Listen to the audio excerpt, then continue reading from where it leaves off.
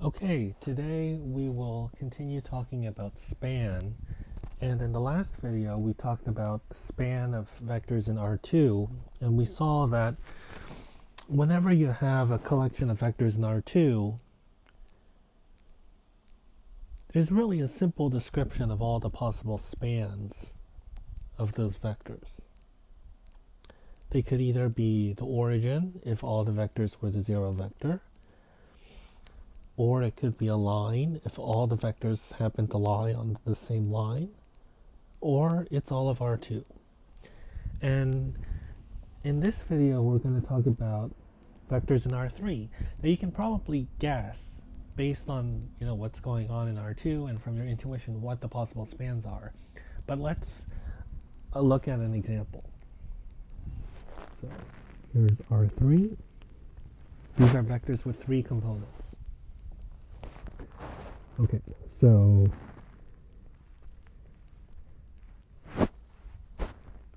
let's just label the axes.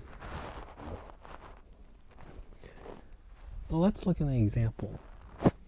Let's say that I have the vector v1, which is 2, 1, 1. Okay? So where is 2, 1, 1?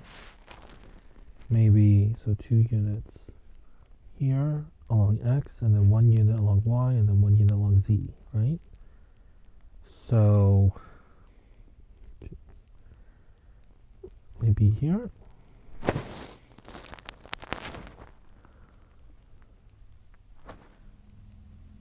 That's the best I can do.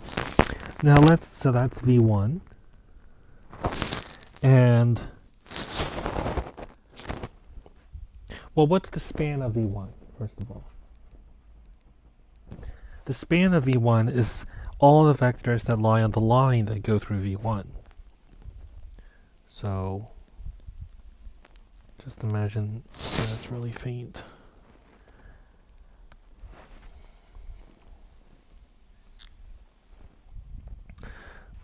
All the vectors on this line, right?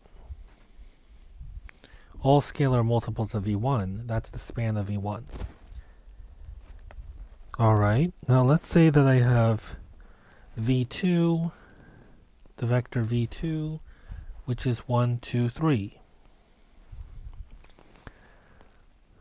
So 1, 2, 3 looks like 1 unit along x, then 2 units along y, then 3 units along z. So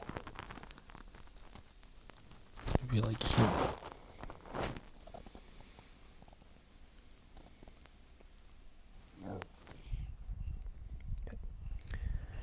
And the span of v2 is the line that goes through it. So what's the span of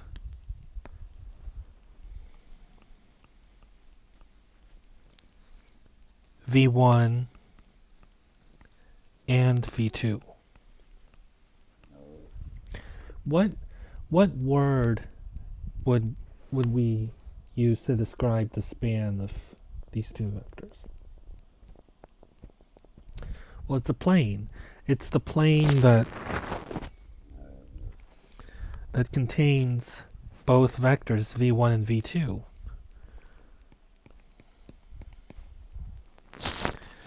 So that's the span of v1 and v2. It's all of, and more specifically, right? It's the set of all the vectors on this plane. So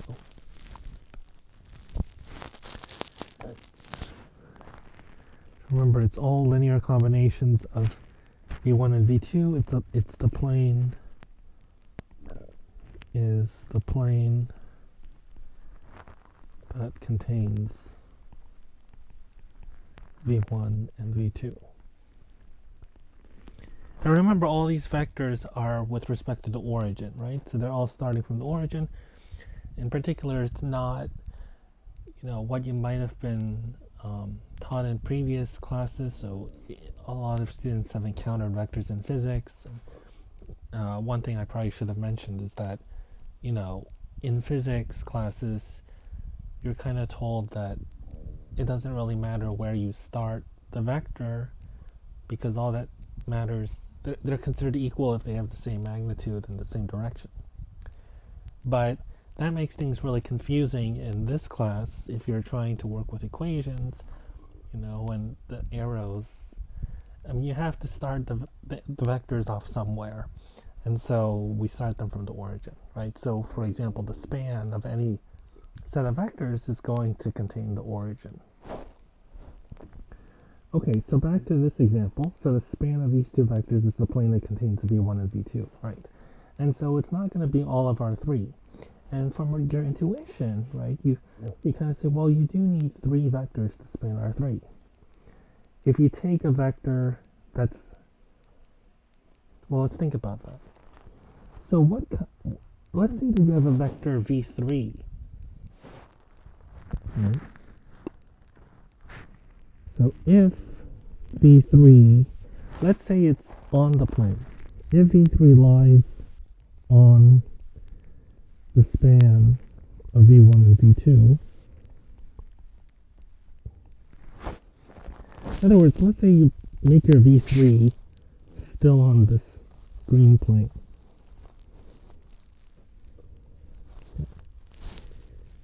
Well, what would be the span of v1, v2, and v3?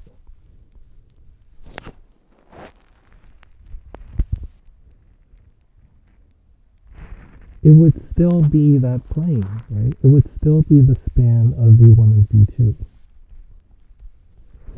And the reason is because you're not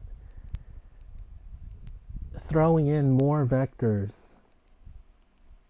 into your span. So let's see how we can justify this algebraically. So geometrically it kind of makes sense, but let's see it kind of in terms of the algebra. So if v3 lies in the span is an element of the span of v1 and v2, now how can we phrase that without using the word span? Using the definition of span. It means that v3 is a linear combination of v1 and v2. So v3 is a linear combination of v1 and v2. i.e., okay, now how can we get an equation from that? What does it mean to say that v3 is a linear combination of v1 and v2? It means that there are scalars c1 and c2 such that v3 is c1 v1 plus c2 v2. That's exactly what it means when we say that a vector is a linear combination of others. Okay, now let's say that you have something that's in the span of v1, v2, and v3. So if w is an element of the span of v1, v2, and v3,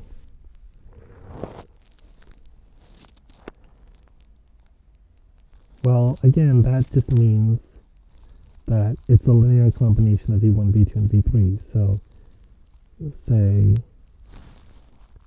well, that means that we can express w in the form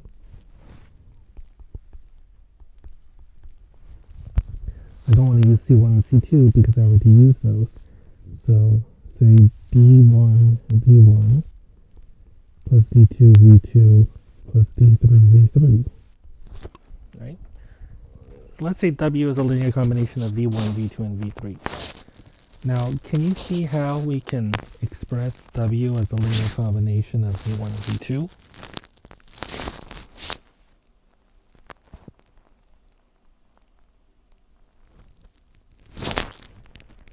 we can plug in this equation and substitute it in for V3.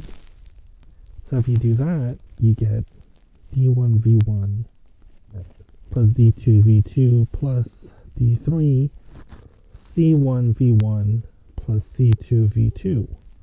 And then if you distribute, this is gonna, so you combine the, so you distribute the d3 across, and then you can combine the v1 terms, and then you can combine the v2 terms. So if you get that, if you do that, you're gonna get d1 plus d3 c1 v1 plus parentheses d2 plus c2 v2. And again, these d1, d3, c1, etc., these are scalars, right? These are scalars. That's a scalar. That's another scalar. And so what we've done is we've expressed W as a linear combination of V1 and V2.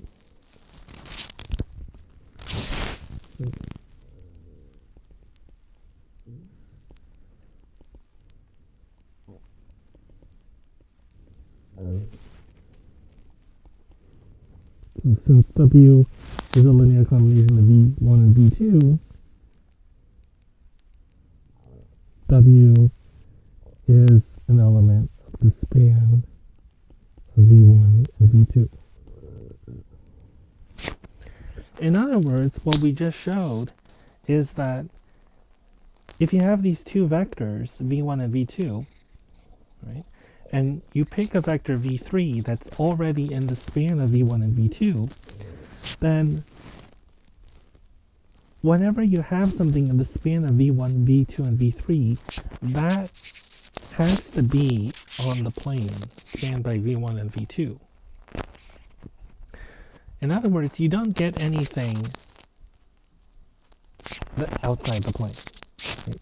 The span of V1, V2, and V3 is still that same plane that was spanned by V1 and V2. And so intuitively, the reason was because V3 was itself kind of made from V1 and V2, right? So it's like, here's a bit of an analogy. It's like, let's say that you